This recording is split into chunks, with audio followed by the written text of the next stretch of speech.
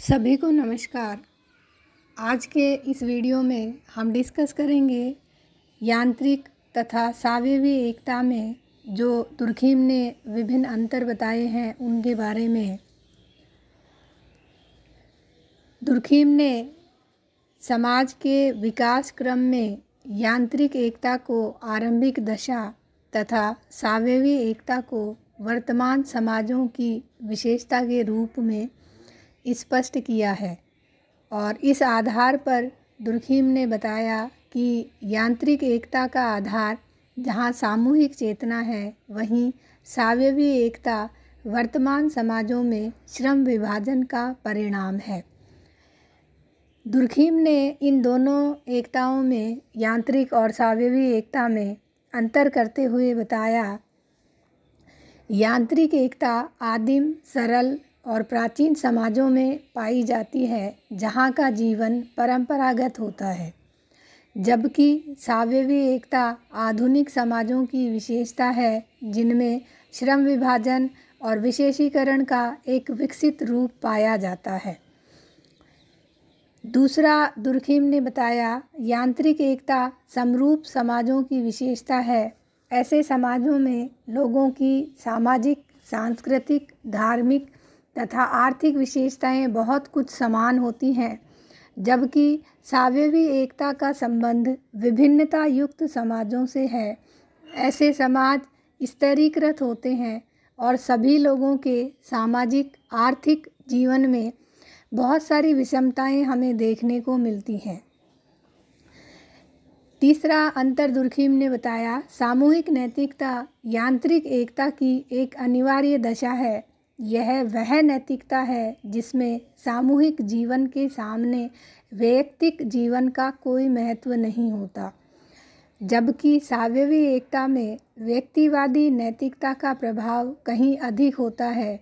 इसमें सामूहिक इच्छा के स्थान पर व्यक्तिगत इच्छा की प्रधानता होती है। व्यक्ति समूह में उतना ही सहभाग करता है जितना उसके लिए लाभप्रद होता है। नेक्स्ट अंतर दुर्खीम ने बताया कि यांत्रिक एकता के अंतर्गत व्यक्तियों के विचार, व्यवहार तथा प्रवृत्तियां सामूहिक जीवन के अधीन होती हैं। सामूहिक जीवन से विभिन्न विचार तथा व्यवहार को अपराध के रूप में देखा जाता है।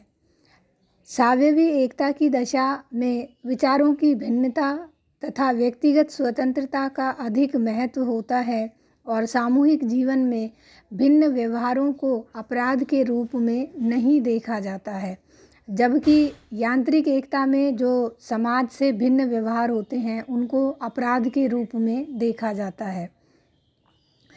यांत्रिक एकता में सामूहिक चेतना का रूप बहुत दृढ़ होता है और यही सामूहिक चेतना सावयवी एकता की स्थिति में व्यक्तिगत चेतना बन जाती है, क्योंकि सावयवी एकता में हमें सामूहिक चेतना के स्थान पर व्यक्तिगत चेतना देखने को मिलती है। छठा अंतर जो दुर्खीम ने बताया है, यांत्रिक एकता की दशा में श्रम विभाजन का कोई स्पष्ट रूप विद्यमान नहीं होता।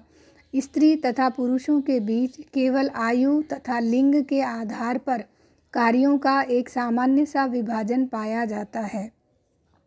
यही श्रम विभाजन सावयवी एकता में बहुत अधिक बढ़ जाता है। श्रम विभाजन जीवन के प्रत्येक क्षेत्र की एक अनिवार्य विशेषता बन जाती है।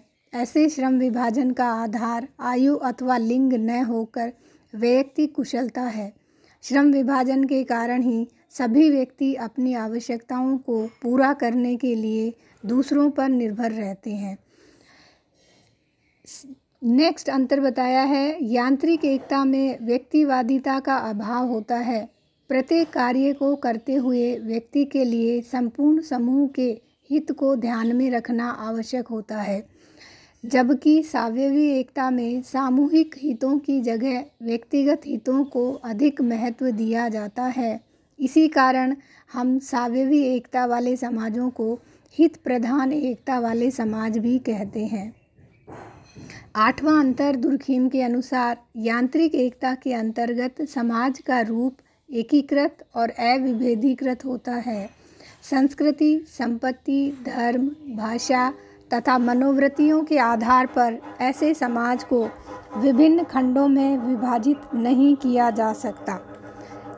यही अंतर सावयवी एकता के अंतर्गत मिश्रित और बहुखंडीय समाजों का निर्माण करता है।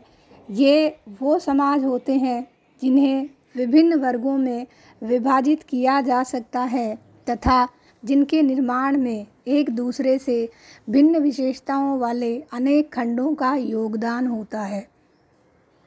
अगला अंतर दुर्खीम ने किया है, यांत्रिक एकता में व्यक्ति का अपना कोई पृथक व्यक्तित्व नहीं होता। व्यक्ति को मिलने वाली परिस्थिति भी उसे समाज द्वारा ही प्रदान की जाती है, जबकि सावयवी एकता के अंतर्गत व्यक्तिक योग्यता और कुशलता के अनुसार प्रत्येक व्यक्ति का व्यक्तित्व एक दूसरे से भिन्न होता है। सामाजिक आर्थिक परिस्थिति को भी व्यक्ति अपने प्रयत्नों से स्वयं अर्जित करता है। अगला अंतर है, यांत्रिक एकता एक ऐसी एकता है जो परंपराओं को यंत्रवत दोहराने से संबंधित है।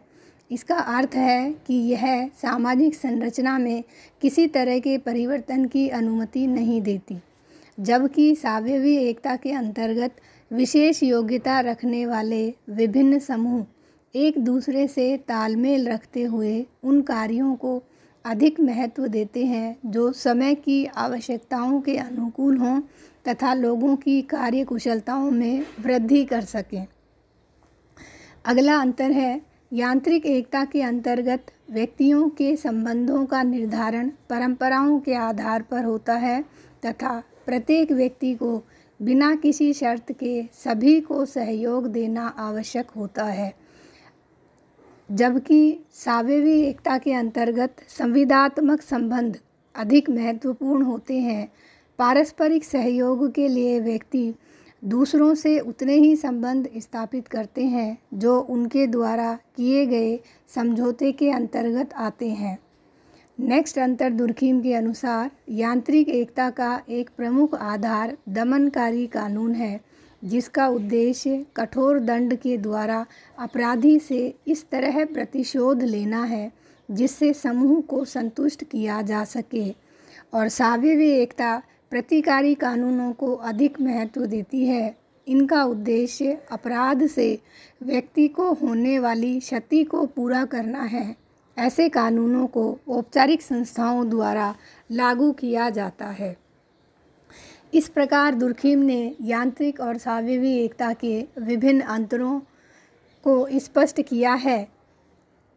और आगे दुर्खीम ने लिखा है, सामाजिक एकता के सिद्धांत के द्वारा दुर्खीम ने यह स्पष्ट किया कि सामाजिक विकास के प्रत्येक चरण में सामाजिक एकता सदैव विद्यमान रहने वाली एक विशेषता है। यद्यपि परिस्थितियों में परिवर्तन होने के साथ ही इसके रूप में भी परिवर्तन होता रहता है। सामाजिक एकता में होने वाला यह परिवर्तन यांत्रिक एकता से सावयवी एकता की दिशा में होता है और इसी के आधार पर सामाजिक परिवर्तन की प्रक्रिया को समझा जा सकता है। प्रारंभिक समाजों का आकार छोटा होने तथा परंपराओं का प्रभाव अधिक होने के कारण उनमें श्रम विभाजन और विशेषीकरण का अभाव था। इसके फलस्वरूप एक ऐसी यांत्रिक एकता विकसित हुई जिसमें व्यक्ति का जीवन सामूहिक चेतना के अधीन था तथा मनुष्य एक मशीन की तरह सामूहिक इच्छा के अनुसार ही सभी कार्य करता रहता था। जैसे जैसे जनसंख्या में वृद्धि होने के कारण लोगों की आवश्यकताएं बढ़ी, श्रम विभाजन और विशेषीकरण के द्वारा बड़ी मात्रा में उत्पादन करना आवश्यक हो गया। श्रम विभाजन से सामाजिक और आर्थिक भिन्नताएं बढ़ने लगी। व्यक्तिगत कुशलता का महत्व बढ़ जाने से व्यक्तिवादिता में वृद्धि हुई। सामूहिक जीवन का प्रभाव घटने के साथ कानूनों में भी इस तरह के परिवर्तन होने लगे जिससे सामाजिक नियंत्रण को अधिक महत्वपूर्ण बनाया जा सके। इसके फलस्वरूप समाज में एक भिन्न प्रकार की एकता का विकास हुआ जिसे हम सावयवी एकता कहते हैं। इससे स्पष्ट होता है कि सामाजिक एकता की प्रकृति में परिवर्तन होता रहता है, लेकिन किसी भी समाज के अस्तित्व के लिए सामाजिक एकता एक अनिवार्य दशा है। अर्थात समाज में हमेशा सामाजिक एकता का कोई न कोई एक स्वरूप विद्यमान रहता है। समाज की परिस्थितियों के अनुसार वह एकता समाज में पाई जाती है। इस प्रकार दुर्खिम ने यांत्रिक एकता और सावयवी एकता को समझाया। आज के वीडियो में बस इतना ही। धन्यवाद।